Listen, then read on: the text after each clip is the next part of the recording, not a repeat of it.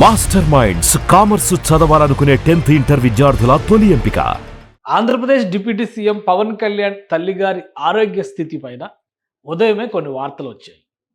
సాధారణంగా ఎప్పుడైనా అలాంటి పరిస్థితులు ఎదురైతే వచ్చేటువంటి సమాచారం ఎలా ఉంటుందంటే మెగాస్టార్ చిరంజీవి గారి తల్లి గారికి అస్వస్థత అని ఉంటుంది. కానీ ఈసారి మాత్రం ఆసక్తికరంగా డిప్యూటీ సీఎం పవన్ కళ్యాణ్ గారి తల్లిగారి ఆరోగ్యం క్షీణించింది లేదా అస్వస్థతకు గురయ్యారు. హుటాహుటిన ఆయన కేబినెట్ సమావేశం నుంచి బయలుదేరారు. ఇది వార్త సారాంశం. మామూలుగా ఏ సందర్భంలో చూసినా కానీ మెగా ఫ్యామిలీలో ఎలాంటి ఘటన జరిగినా అది చిరంజీవి గారికి ఆపాదిస్తూ చెప్పడం అనేది సహజంగా జరిగే ప్రక్రియ. అయితే ఈ వార్త వచ్చినటువంటి తీరులోనే కొన్ని అనుమానాలు ఉన్నాయని అనిపించింది. దానికి తగ్గట్టుగానే సాయంత్రానికి ఒక క్లారిటీ వచ్చింది.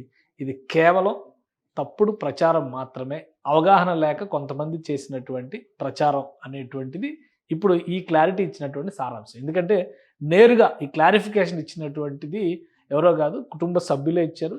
నాగబాబు గారు దీనిపైన ఒక రియాక్షన్ ఇచ్చారు. క్లియర్గా ఆయన ట్వీట్ చేశారు, అమ్మ ఆరోగ్యం చాలా బాగుంది, there is some inaccurate information being circulated but she's absolutely fine.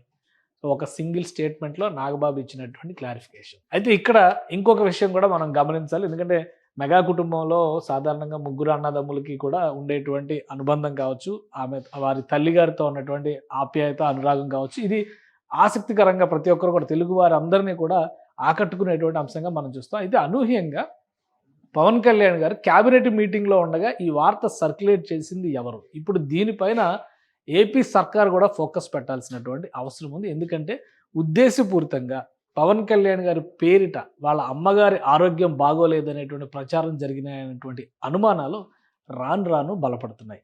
సహజంగా చిరంజీవి గారి పేరిట చెప్పేటువంటి ఈ ప్రక్రియని, అంటే చిరంజీవి గారి తల్లి గారి కింద చెప్పేటువంటి అంశాన్ని పవన్ కళ్యాణ్ గారికి ఆపాదించి చెప్పారంటేనే ఇది రాజకీయ కోణంలో చేసినటువంటి ప్రచారం అనే అనుమానం కలుగుతుంది. దానికి ఒక క్లారిఫికేషన్, స్వల్ప అనారోగ్యం సహజంగా ఇంట్లో ఉన్నటువంటి వాళ్ళు, వయసు ఎక్కువగా ఉన్నటువంటి వాళ్ళకి చిన్న చిన్న సమస్యలు రావడం సహజం. పైగా ఆమెను ఇంట్లోనే డాక్టర్లు పరీక్షించేటువంటి అవకాశం ఉంటుంది. ఏదైనా అవసరమైతే మెడికేషన్ తీసుకునేటువంటి వెసులుబాటు కూడా ఉంటుంది. కానీ తీవ్ర అనారోగ్యం పాలైనట్టుగా హుటాహుటిన డిప్యూటీ సీఎం బయలుదేరి రావాల్సిన పరిస్థితి ఏర్పడినట్టుగా వార్తలు చిత్రీకరించారు. ఇది అనుమానాలు కలిగిస్తున్నటువంటి అంశం. అలానే దీనికి కౌంటర్గానే బహుశా ఉపాసన కూడా ఒక పోస్ట్ పెట్టారు, ఎక్స్లో ఒక పోస్ట్ పెట్టారు. ఆమె రన్ చేస్తున్నటువంటి కిచెన్, అత్తమ్మాస్ కిచెన్, దానికి సంబంధించి packing love and tradition from our home and sending it to all అని చెప్పని వాళ్ళ ఇంట్లో మామిడికాయ పచ్చడి తయారు చేస్తున్నటువంటి ఒక వీడియోని షేర్ చేశారు. ఆ వీడియోలో అత్తమ్మ నానమ్మ కొట్లాడుకుంటున్నారని చెప్పని కింద కామెంట్స్ కూడా చేస్తూ వీడియో చేశారు. అంటే ఎలాంటి స్థితి ఈరోజు మీడియాలోకి వచ్చేసింది అంటే, వార్తలో ఉన్నటువంటి వాస్తవం ఏంటి అనేటువంటి దానికంటే కూడా ఎంత వేగంగా ఈ వార్తను ప్రచారంలోకి తీసుకొస్తాం అనేటువంటి ఆలోచనే పెరిగిపోయినట్టుగా కనిపిస్తుంది. కుటుంబ సభ్యుల నుంచి ఎలాంటి సమాచారం లేదు, కుటుంబానికి చెందినటువంటి వ్యక్తులు బయటకు చెప్పినటువంటి పరిస్థితి లేదు. చిన్న ఇన్ఫర్మేషన్ ఏదైనా ఉన్నా కానీ క్లారిఫికేషన్ తీసుకోవాల్సినటువంటి అవసరం ఉంది. కానీ కేవలం వాట్సాప్లో మాత్రం ఈ మెసేజ్లు సర్క్యులేట్ అవ్వడం, ప్రధానమైనటువంటి వెబ్సైట్లు కూడా దీన్ని క్యారీ చేయడం. పవన్ కళ్యాణ్ గారు హుటాహుటిన క్యాబినెట్ సమావేశం నుంచి బయలుదేరారు హైదరాబాద్కి అని కొందరు, హైదరాబాద్ చేరుకున్నారని మరికొందరు కూడా రాశారు. అయితే పవన్ కళ్యాణ్ గారు ఇంకా అమరావతిలోనే ఉన్నారు, క్యాబినెట్ సమావేశంలో ఆయన ఉన్నారనేది అయితే సారాంశం.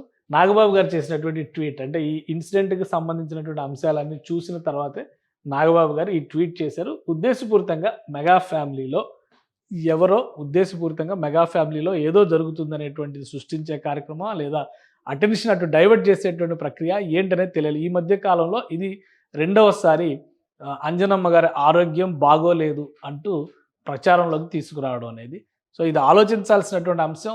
ఎవరైనా కానీ వ్యక్తులకు సంబంధించి ఇటీవల మనం చూస్తే కనుక జూబ్లీహిల్స్ ఎమ్మెల్యే మాగంటి గోపీనాథ్కి సంబంధించి కూడా అనారోగ్యంతో ఆసుపత్రి పాలైతే అప్పటికే మరణించినట్లుగా బ్రేకింగ్ న్యూస్లు రన్ చేసినటువంటి పరిస్థితి ఉంది. కాబట్టి మీడియా కొంత సంయమనం పాటించాల్సినటువంటి అవసరం ఉంది. కొందరు ఉద్దేశపూరితంగా చేస్తున్నటువంటి తప్పుడు ప్రచారంలో పావు కాకుండా ఉండాలంటే అప్రమత్తత మరింత అత్యవసరం అనేటువంటి సంకేతం ఈ ఇన్సిడెంట్ ద్వారా కనిపిస్తుందని అనిపిస్తోంది. సుమన్ టీవీలో మీ పర్సనల్ అండ్ బిజినెస్ ప్రమోషన్స్ కోసం కింది నెంబర్కి కాంటాక్ట్ చేయండి.